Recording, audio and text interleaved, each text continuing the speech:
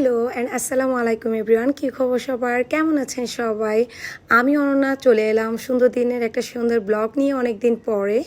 আজকে হচ্ছে আমার জামাইদের মানে আকিবদের ওদের কলেজিয়েটের প্রোগ্রাম ডে অ্যান্ড মর্নিং শিফটের। তো আমরা খেলা দেখতে রীতিমতো চলে গেলাম, আমি আমার শাশুড়ি আমার বাচ্চা সহ। আর আকিব তার বাচ্চার সাথে ম্যাচিং করে জার্সিও রেডি করেছে। এই তো ওরা মর্নিংয়ে যারা ছিল সবগুলো ইয়েলো ছিল, অ্যান্ড যারা হচ্ছে ডে শিফটে ছিল তারা হচ্ছে আপনার একটা পেস্ট কালারের মধ্যে ছিল, দেখতেই পাবেন।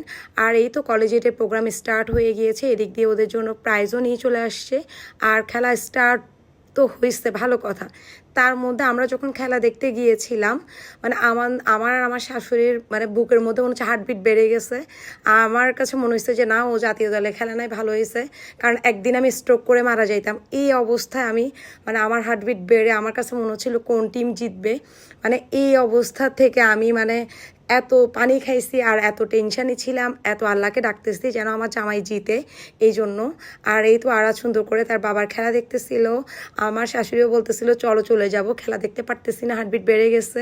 এই ফার্স্ট টাইম আম্মু তার ছেলের খেলা দেখতেছে আর আফসোস করতেছে এই জন্য, কারণ তাকে কেন খেলা নিয়ে ছোটোবেলায় মানে বকাবকি করছে। কারণ ওর খেলা মাশাআল্লাহ খুবই ভালো, মানে আকিবকে একদম ভালো বেস্ট প্লেয়ার হিসেবে সবাই চেনে চিটংয়ের মধ্যে।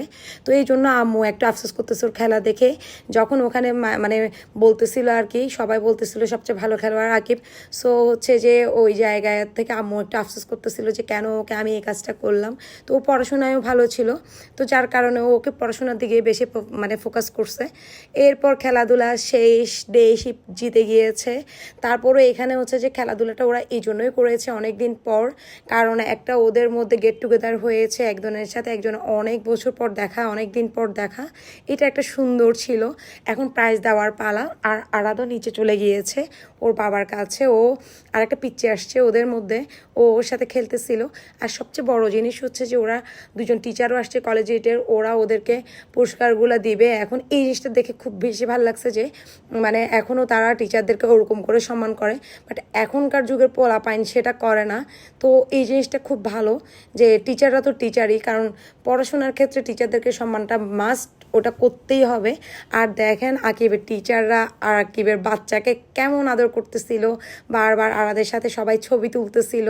আর এদিক থেকে আমি ভিডিও করে নিচ্ছিলাম যে এই জিনিসগুলো আসলে খুবই মজার। এখানে আকিব যেটা পেয়েছে কে গলায় পরিয়ে দিয়েছে, আর বারবারই মানে আকিবের দুইটা শাড়ি ওর সাথে খুব ছবি তুলতেছে, ওকে আদর করতেছে, খুব ভালো লাগছে। আর বলতেছিল যে আমিও তোমার দাদা হই। এই জিনিসটা আমার কাছে খুব মানে খুব বেশি ভালো লাগছে, কারণ আমার সন্তানকে যে আদর করে তার কাছে মানে আমার কাছে তার জন্য অনেক বেশি সম্মান কাজ করে। তো এই তো দেখেন বাপ ছেলের এখন শ্যুট শুরু হয়ে যাচ্ছে, আর শ্যুট করতেছে তাদের সবচেয়ে প্রিয় ব্যক্তি, একজনের বউ একজনের মা, মানে আমি অনন্যা।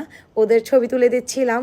আর কেমন হয়েছে অবশ্যই জানাবেন, আর সবাই মাশাআল্লাহ বলবেন দুজনকে দেখে, যাতে কারো কুনজর না লাগে। কারণ কুনজর দেওয়ার জন্য মানে পিপল আমাদের রাস্তাঘাটে অভাব নাই। সো আমার ভিডিও লুকায় লুকায় অনেক পিপলস দেখে, যেগুলো হচ্ছে আমাদের অনেক বড় শুভাকাঙ্ক্ষী, মানে এক কথায় বুঝতে পারছেন তো সবাই। তো ওরা আসলে নজর দিবে, এই জন্য সবাইকে বলছি যে সবাই প্লিজ মাশাআল্লাহ বলে দিবেন। আর এই তো বাপ ছেলে একই জার্সি, এই জিনিসটা খুব সুন্দর ছিল। আমি আকিবকে বলতেছিলাম যে বড় হইলে যেন আরাধও তোমার সাথে খেলে। আর আরাধ মাশাআল্লাহ খুব এনজয় করেছে, মানে ওর ঘুম আসতেছিল রীতিমতো, বাট ও ঘুমায় নাই, চোখ বন্ধ হয়ে যাচ্ছিল। যখন আরাধ ওকে মাঠে ডাকছে আরাধকে আকিব, তখনই ওর ঘুম চলে গেছে, মানে ঘুম পুরাই উদাও। তো এখন আমরা বাসায় চলে যাব, বাট আকিব থাকবে, আকিবদের রাতের ওখানে ডিনারের আয়োজনও করছে। আসলে এটা একটা গেট টুগেদার ছিল, যেটা ছেলেদের বেলায় অনেক বেশি হয়, বাট মেয়েদের বেলায় এটা হয় না। কারণ মেয়েরা খুব মানে কেমন জানি একটা থাকে, মানে হিংসার জন্য মেয়েরা কিছু করতে পারে না।